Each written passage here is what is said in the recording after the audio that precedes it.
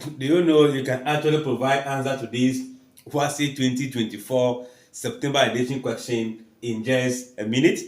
Let's look at it. If the variable p is inversely proportional to q squared and p is 2.25 when q is 6, you have to find p when q is 3. This is simple. You can pause the video and use 60 seconds to give an answer to that. But let's start.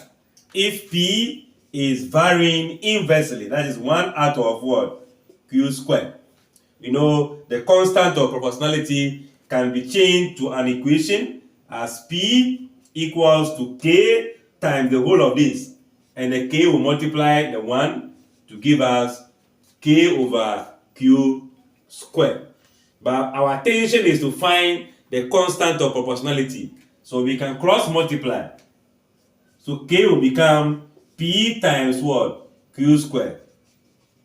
Where p is 2.25, then q become what? 6. Simply put, we will do substitution of these values into the very equation we have. So k will become 2.25 times what? 6 squared. And 6 squared will be 36, right? This is actually 9 out of 4. So 4 as a denominator goes into 9. That will be 9. It goes into 36.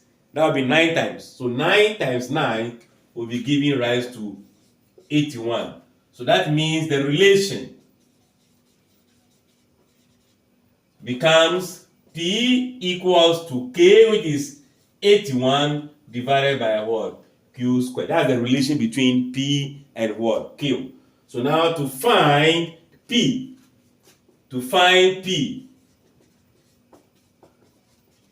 when your q is now 3, what to do? P will just be equals to 81 divided by 3, which is q all squared. So that becomes 81 divided by 9, and that will be 9. Since the answer are in one decimal place, we add 0 to it. So p become 9.0. So therefore, p equals to 9.0, and in this option, we go for the D. I guess the concept is clear. Like, share, comment, subscribe, and share with somebody.